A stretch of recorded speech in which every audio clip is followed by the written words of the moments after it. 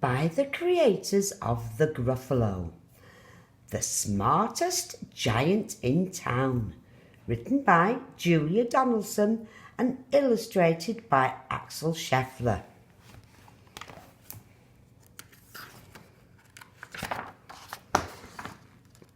The smartest giant in town.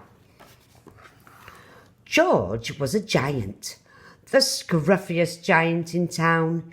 He always wore the same pair of old brown sandals and the same old patched-up gown. "I wish I wasn't the scruffiest giant in town," he said sadly. New giant sizes. But one day, George noticed a new shop. It was full of smart clothes, so he bought a smart shirt, a smart pair of trousers, a smart belt, a smart stripy tie, some smart socks with diamonds up the sides, and a pair of smart shiny shoes. "Now I'm the smartest giant in town," he said proudly. George left his old clothes behind in the shop. He was about to go home when he heard a sound. On the pavement stood a giraffe who was sniffing sadly. "What's the matter?" asked George. "It's my neck," said the giraffe. "It's so very long and so very cold. I wish I had a long, warm scarf." "Cheer up," said George, and he took off his stripy tie. "It doesn't match my socks anyway," he said, as he wound it round and round the giraffe's neck. It made a wonderful scarf. "Thank you," said the giraffe. As George strode towards home, he sang to himself, "My tie is a scarf for a cold giraffe. But look me up and down, I'm the smartest giant in town." George came to a river. On a boat stood a goat who was bleating loudly. "What's the matter?" asked George. "It's my sail," said the goat. "It blew away in a storm. I wish I had a strong new sail for my boat." "Cheer up," said George, as he took off his new white shirt. "It kept coming untucked anyway," he said, as he tied it to the mast of the goat's boat. It made a magnificent sail. "Thank you," said the goat. George strode on, singing to himself, "My tie is a scarf for a cold giraffe. My shirt's on the boat as a sail for a goat. But look me up and down, I'm the smartest giant in town." George came to a tiny, ruined house. Beside the house stood a white mouse with lots of baby mice. They were all squeaking. "What's the matter?" asked George. "It's our house," squeaked the mother mouse. "It burnt down and now we have nowhere to live. I wish we had a nice new house." "Cheer up," said George, and he took off one of his shiny shoes. "It was giving me blisters anyway," he said, as the mouse and her baby scrambled inside. The shoe made a perfect home for them. "Thank you," they squeaked. George had to hop along the road now, but he didn't mind. As he hopped, he sang to himself, "My tie is a scarf for a cold giraffe. My shirt's on a boat as a sail for a goat. My shoe is a house for a little white mouse. But look me up and down. I'm the smartest giant in town. George came to a campsite. Beside a tent stood a fox who was crying.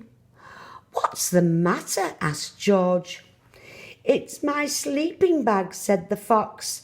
"I dropped it in a puddle. I wish I had a warm, dry sleeping bag." "Cheer up," said George, and he took off one of his socks with diamonds up the sides. "It was tickling my toes anyway," he said, as the fox snuggled into it. It made a very fine sleeping bag.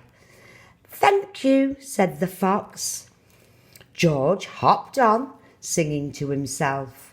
"My tie is a scarf for a cold giraffe. My shirt's on a boat as a sail for a goat. My shoe is a house for a little white mouse. One of my socks is a bed for a fox. But look me up and down, I'm the smartest giant in town." George came to a big squelchy bog. Beside the bog stood a dog who was howling. "What's the matter?" asked George.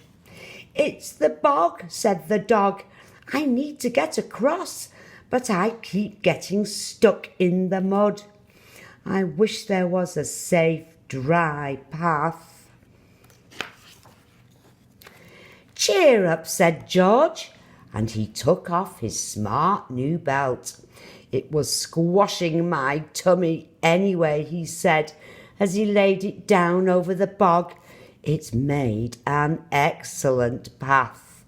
"Thank you," said the dog. The wind started to blow, but George didn't mind. He hopped on, singing to himself. "My tie is a scarf for a cold giraffe.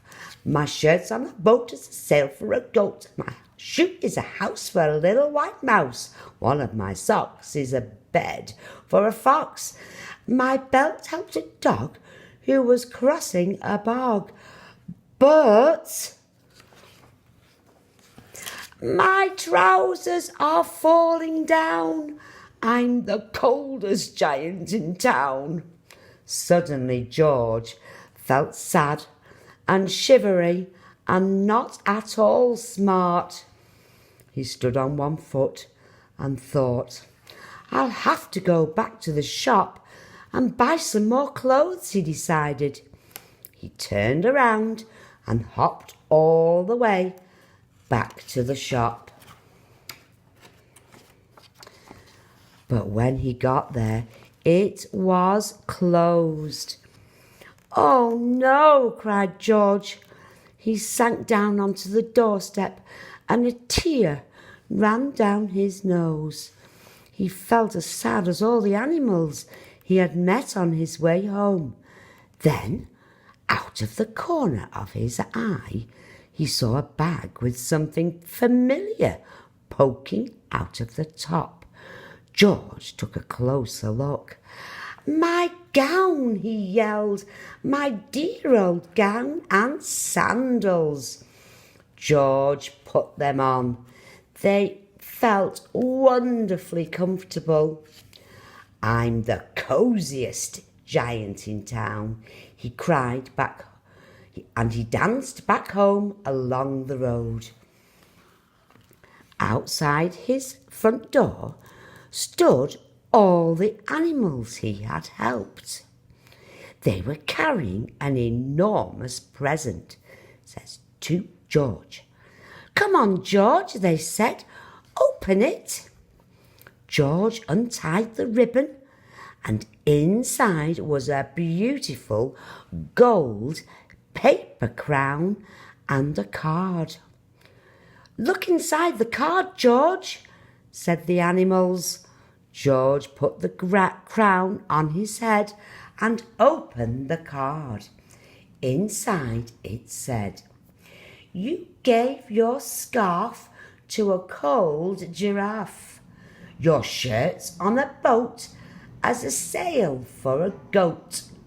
Your shoe is a house for a little white mouse. One of your socks is a bed for a fox. Your belt helped a dog who was crossing a bog. So here's a very fine crown to go with the sandals and gown of the kindest giant in town. The end.